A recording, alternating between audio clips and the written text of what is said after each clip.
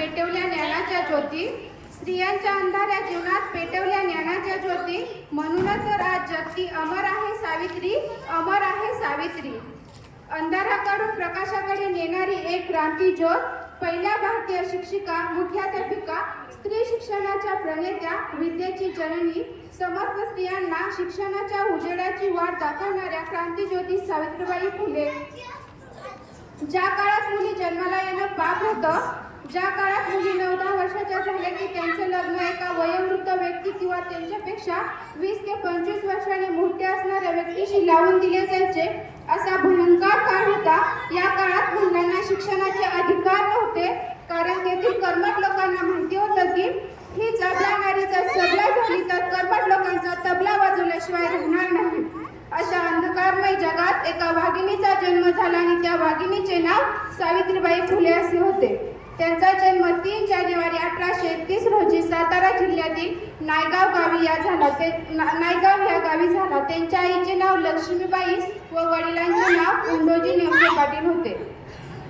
रूढी परंपरेनुसार वयाच्या 9व्या वर्षी त्यांचा विवाह क्रांतीसूर्य ज्योतिबा फुले यांच्याशी झाला. एकदा सावित्रीबाई फुले बाजारात जिलेबी खात होत्या. जिलेबी खात असताना तेथून एक ख्रिश्चन गृहस्थ जात होता. त्या ख्रिश्चन गृहस्थाने सावित्रीबाई फुले यांना ख्रिश्चन चरित्राचा ग्रंथ भेट म्हणून दिला. सावित्रीबाईंनी तो हातात घेतला, पण त्यांना त्या ग्रंथामधलं काहीच समजत नव्हतं. त्यांच्या मनात विचार आला की मला तर या पुस्तकातील काहीच माहीत नाही, आणि त्यांच्या मनामध्ये एक निर्माण झालेली जिज्ञासा म्हणजेच सावित्रीबाई फुले होय. सावित्रीबाई फुले व ज्योतिबा फुले समाजातील कर्मठ लोकांना जुमानले नाहीत. सावित्रीबाईंना ज्योतिराव फुले यांची खंबीर साथ होती. ज्योतिबा फुले यांनी आपल्या पत्नी सावित्रीबाई फुले यांना लिहायला वाचायला शिकवले. त्यांनी शिक्षणाचा वसा हाती घेतला होता. अज्ञान दूर करण्याचं ठरवलं होतं. 1 जानेवारी 1848 रोजी पुण्यातील बुधवार पेठेत भिडेवाड्यात मुलींची पहिली शाळा सुरू झाली, आणि त्या शाळेमध्ये पहिल्या स्त्री शिक्षिका या सावित्रीबाई फुलेच होत्या आणि पहिल्या मुख्याध्यापिका सुद्धा सावित्रीबाई फुलेच होत्या. सावित्रीबाई शाळेत शिकवायला जात असताना लोक त्यांच्यावर शेण, चिखल, दगड फेकत, तरी त्यांनी तो लढा खंबीरपणे चालू ठेवला. स्त्रियांनी शिकावे हे त्यांचे ब्रीद वाक्य होते. झेलून या अंगावरती शेण मातीची घाण, झेलून या अंगावरती शेण मातीची घाण, दिले विद्येचे ज्ञान, लेकी कराया सज्ञान, लेकी कराया सज्ञान. त्यांच्या या कार्यात सनातन लोकांनी अनेक अडथळे आणले, परंतु त्या डगमगल्या नाहीत. उलट निर्भीडपणे समाज सुधारणेच्या कार्यात पतीला साथ देत राहिल्या.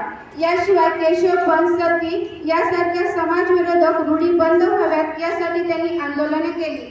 1863 मध्ये महिला प्रतिबंध गृह सुरू करत ते समर्थपणे चालवले. पतीच्या निधनानंतर न डगमगता त्यांचा संकल्प पूर्ण करण्याचे ठरवत सत्यशोधक समाजाची धुरा हाती घेतली. त्या उत्तम कवयित्री होत्या. काव्य फुले, 52 कवी, सुबोध रत्नाकर हे त्यांचे अजरामर साहित्य. पुण्यातील प्लेगच्या साथीदरम्यान त्यांनी दवाखाना सुरू करून अनेक सुविधा उपलब्ध करून दिल्या, परंतु यातच त्यांना प्लेगची लागण झाली आणि 10 मार्च 1897 रोजी त्यांचे निधन झाले. या जगात वाढत असलेल्या स्त्री सशक्तीकरणाची सुरुवात सावित्रीबाई व ज्योतिरावांच्या प्रयत्नामुळे संभव होती. अशा या महान समाजसुधारकांना माझा प्रणाम आहे. सावित्री, तुझ्या लेकीच्या पंखात आज आकाशात झेपण्याचे बळ आहे.